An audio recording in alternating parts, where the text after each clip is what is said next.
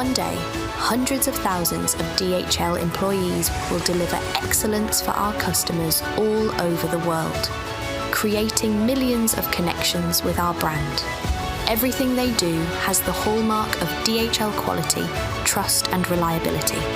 Every shipment processed, every heart touched, every email answered, every floor swept, every care taken, every detail matters for our sustainable growth.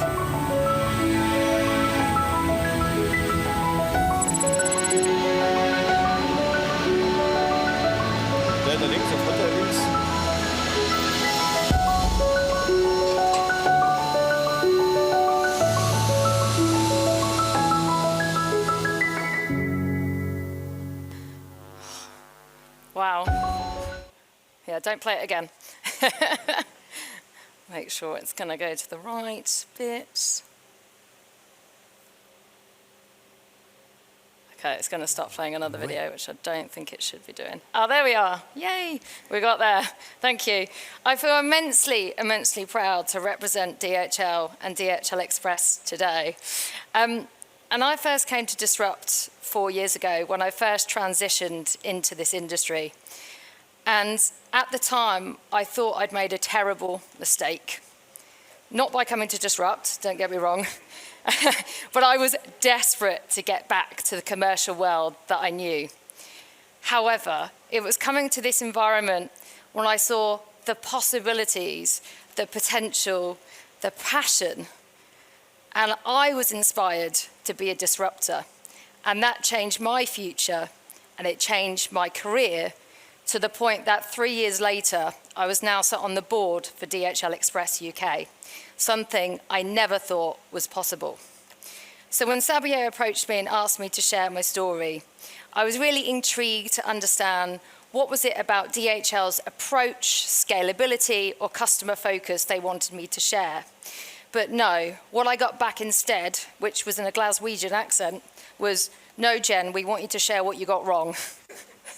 So last year, I led one of the UK's largest digital transformations that spanned 4 departments and over 1,000 people. And it didn't go to plan. And I instantly learned that with complexity comes fear. And fear doesn't announce itself. It shows up with resistance, control, and failure. So I'm going to share what I got wrong, what I learned, and what leadership should and shouldn't look like when the ground is moving beneath your feet and the future looks uncertain. And what I learned was uncomfortable and necessary. And I'll share my first quote, which is my theme for today, which is, "If you fear going in, then in you must go." And at DHL, our purpose is simple: connecting people and improving lives. And we do that through the world's most global connected network of 220 countries and territories. And our brand represents millions of customers every single year. But we're not just a logistics business, we're also a people's business. And we have over 111,000 employees, 4,000 in the UK, and if you combine all 5 divisions, we're over 400,000. Culture, compassion, care, and responsibility matter at this scale. And I'm immensely passionate about people, but I'm really, really passionate about our fleet. I love our fleet. And every night, hundreds of our aircraft take off, carrying our customer promise of excellence simply delivered. And I'm that geeky about our planes that when I stay at our UK hub every week by East Midlands Airport, I stay just at a hotel just outside East Midlands, and I time my evening runs so I can watch the Boeing 777 and 767 from Cincinnati and Leipzig coming into land. And they, for me, are a physical representation of that trust, reliability, and speed. But that doesn't end on the runway. That extends to our nearly 500 strong customer service team and the experience that they deliver every single day. Now, we operate in a really complex environment, and don't talk to me about de minimis or Trump or geopolitical challenges. But in CS, we have to adapt as the race unfolds.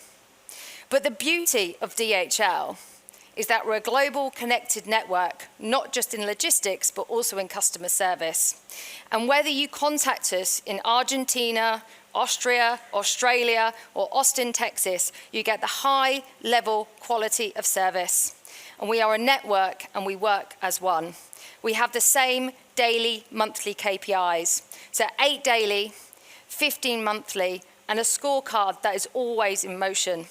And the pressure is real, but the pressure is not an excuse for control.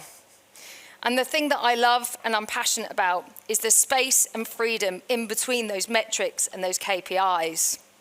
The creativity, the flexibility, and what I call the plumbing and the poetry, and that is where the magic happens. However, these KPIs are taken deadly seriously. And if I miss one element on one day, a vast amount of important people are notified, including the global CEO, to go, Jen messed up today. I just want you to remember that point, because it's fundamentally a place that you do not want to be. However, my ambitions and my team's ambitions go far beyond just hitting KPIs. We want to be a loyalty engine, a revenue generator, a data and insight center for the rest of the business, a strategic voice at the table, to be a part of the solution and the product, not there to fix the problem, to be a true business partner to sustainable growth, to be a true innovator, and to represent the voice of the customer. Now, going into 2025, we were building our new tech and our new tools. And I believe our ambition and our tools need to be built for the world that is becoming, not the one that we have today or the one that we wish it still had or was. Now, we had a great change culture, and when I first came into role 18 months ago, I set up a project called Project Evolve, and that was about making sure that our people were agile and adaptive to change. They were used to enhancements and development of our tools, and we had gone full automation as much as possible on the tools that we had, and we had dipped our toe in the AI waters. And we used our tools for what mattered. So things like knowledge, learning, even well-being, which we could measure on a weekly basis. But it was about removing friction from our people and our customers. Engagement was high, and we were considered a role model around the world, not only how we had used our tools, but also how my amazing team had helped shape them. So the last few years, DHL globally has been rolling out a cloud-based CRM system, which is with ServiceNow. And we were due to go live in June 2025. And we weren't necessarily the first wave of countries to go live, but we were certainly one of the biggest. And I understand upgrading your CRM system isn't just a tech upgrade, it fundamentally changes the way that you work. See, legacy systems are built for stability, and cloud-based systems are built for potential, possibility, and adaptability. And it's that adaptation that really matters. Because just like in F1, you can't wait for certainty, you need to read the race as it unfolds. And even during transformation, we knew that progress would feel harder and things would feel more difficult. And in this rollout system, we were going from the legacy system to the cloud-based system overnight. But based on the ambitions and the success that we had, we decided to go big bang. So something no other countries had done before, and that is full tool adoption, full automation from day one. But we understood what had got us here was not going to get us to the next level of performance. I believe in pragmatic enthusiasm and grounded optimism when it comes to driving change, and I drive my team mad with that. But I don't believe people respond to pessimism. They are impacted by belief, clarity, and momentum. So we started driving change with engaging communications that had a simple goal of building confidence in the direction that we were heading. We did hands-on testing, but we didn't have a live environment because of the complexity of our network. We did targeting training that focused on confidence, not just compliance, and something that Scott can relate to. Due to resource challenges, we were actually training people weeks and weeks in advance of the system going live. And we had a launch, great launch, that was filled with purpose and energy. And our aim was simple, to take our people from uncertainty to clarity and to continue on that successful change momentum that we had.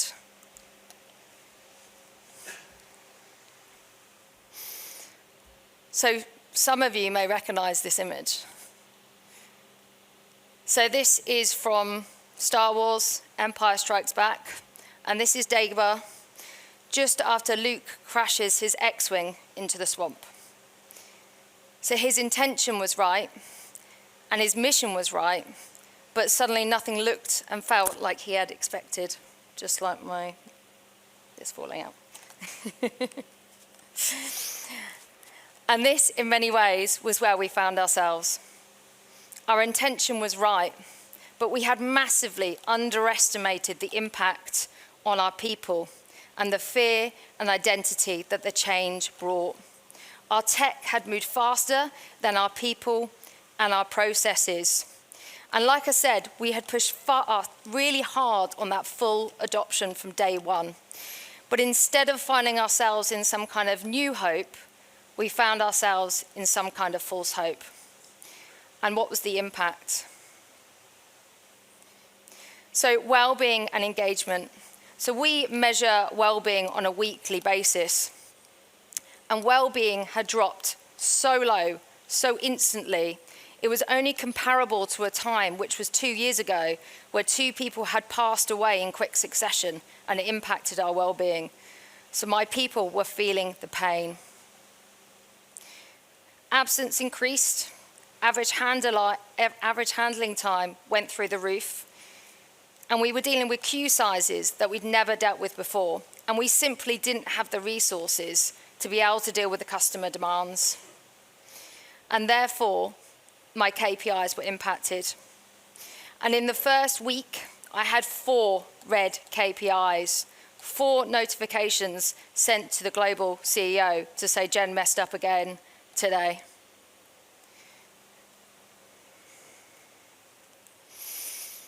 Customer experience was impacted, and I was getting a lot of noise.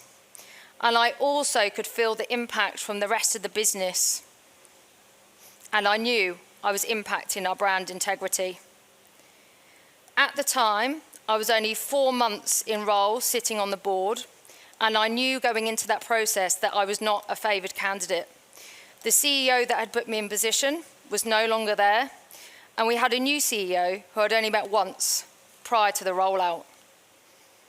So if honestly, I felt like my reputation was in tatters. However, the thing that really bothered me more than anything is I genuinely care for my people, and I felt like I'd let them down. There was real moments of frustration and genuine tears all round. And on the second week, where things weren't getting better, and I just got my 5th red KPI, and I'd met my CEO for the second time, this was an image that was snapped of me one evening by one of my team. And I'm really glad I've got this image to look back on, but I was in my very own swamp. And just like Luke, I had to go into the cave and face my fears, and there was real misalignment to what I thought I knew and what the reality was. So what did I do? I knew that hundreds of people were relying on me and thousands of customers. So I needed to lead from a place of presence and not panic. And if knowledge is power, knowing what you don't know is wisdom. And it was really, really clear there was a lot I didn't know. However, with the amazing support of my team, we took a step back and tried to look at how we could recover, how we could listen, and to rebuild our performance. So first things is we stopped trying to please everybody, and as a natural people pleaser, I find that really, really difficult. We looked at where we could get quick wins and incremental gains from a performance perspective, and that fundamentally meant protecting certain people, areas, and KPIs more than others. And you can imagine that wasn't necessarily the most popular solution. The thing that I love, that shouldn't have come up there, but hey-ho. The thing that I love more than anything was hunting the good. So one thing that we started doing is we started being attuned to what was working well in amongst the chaos and the whirlwind. And we spotlighted models of excellence, and we created new best practices. So this, going back to my wellbeing graph, because it should have come on the last slide, you can see the dip there, which was the ServiceNow rollout, and 2 years prior to when we had 2 people pass away in quick succession. So we hunted the good, and we realized that tech determines what we do, but it's the culture that determines whether it works. We had clear measures of success, and we chose data over dogma. I repurposed my knowledge retention tool to tell us whether people were feeling confident about the tool. And we used this tool to tell us which areas, which departments, which individuals needed more focus, attention, and training. So rather than doing a scattergun approach, we could be really targeted to make sure that we got the right support to the right people quick enough. We created trust and engagement, which sounds easy, but it really, really is not.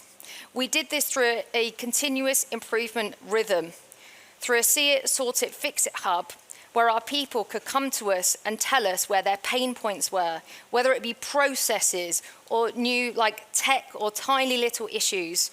And we could use that data, and me and my team would ask ourselves, what can we fix today? And that created a momentum of trust.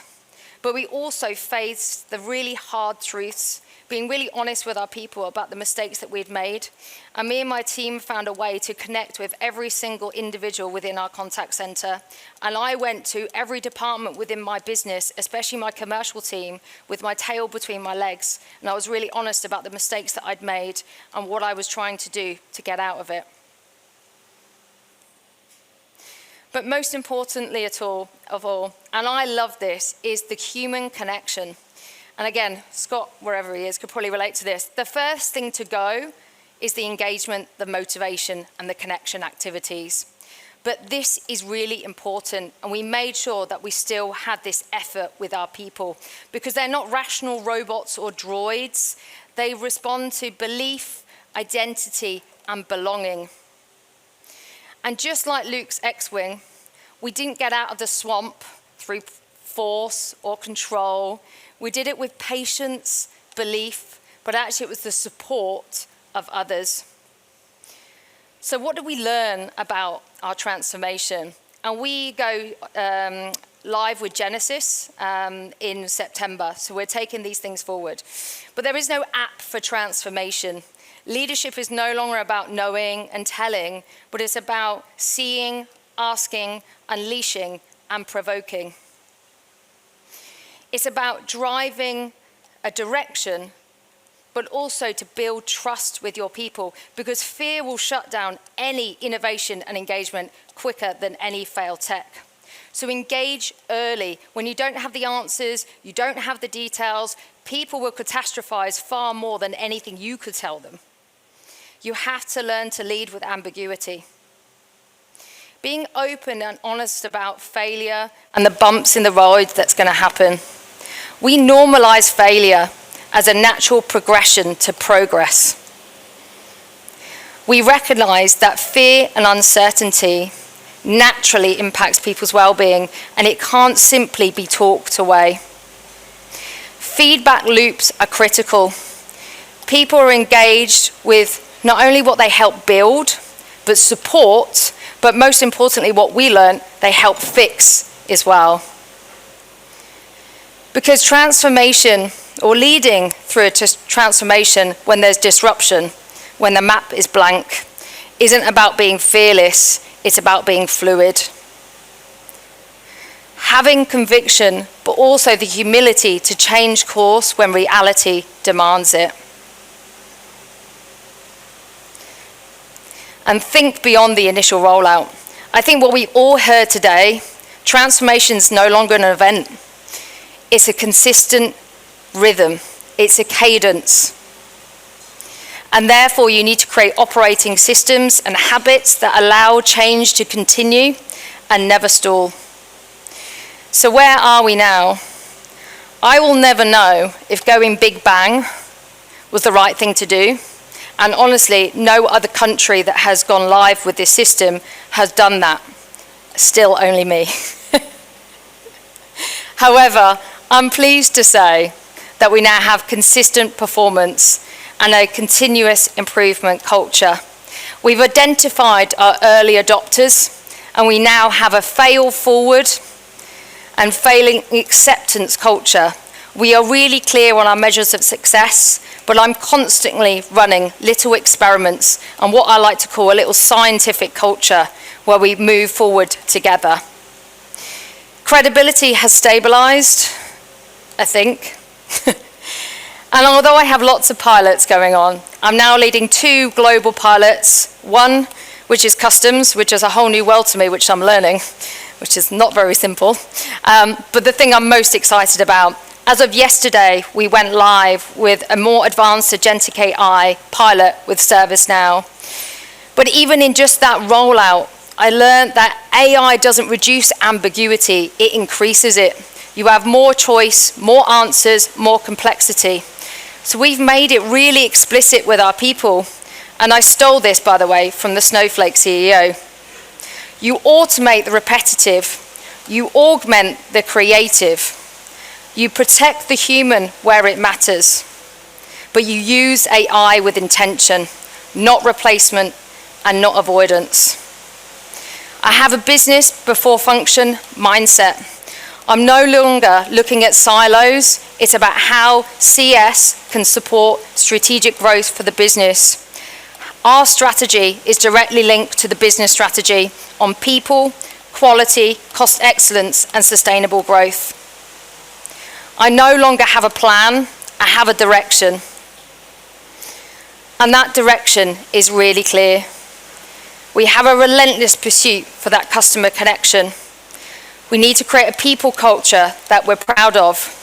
We're striving for continuous and never-ending improvement, but most importantly, we disrupt the status quo. So when you're scaling AI, leading transformations, doing pilots, there's a moment that all of us will want to pause and wait for certainty. But we simply don't have that luxury anymore. We need leaders who are brave, who are willing to move before they're ready, not because they're reckless, because standing still is a bigger risk. And you may end up in a cave or a swamp, just like me, and I've got absolutely no doubt in my mind I will end up there again at some point. But the future of the leaders in this industry don't belong to those who are waiting for certainty. They belong to those who are willing to step forward while the map is being drawn. Those who are willing to be part of the resistance for the status quo.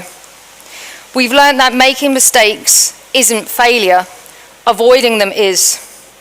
And if you avoid risk, you avoid learning. If you avoid learning, you avoid progression.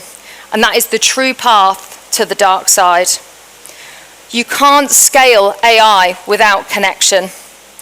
And the tools and tech will determine what you do, but it's your connection to it will determine whether it works. And we need leaders who look different. Leaders who are less certain, but more curious, less controlling, more empowering, and build tools, techs, and systems that are able to be fluid and flex and adaptive. And leaders that don't freeze when the path looks uncertain. And just like in Star Wars, heroes don't wait for perfect conditions. They move anyway. They learn, they adapt, and they make choices. And what they choose is innovation over inertia, courage over comfort, but most importantly, they choose to disrupt over default. And that is the leadership that our future deserves. Thank you.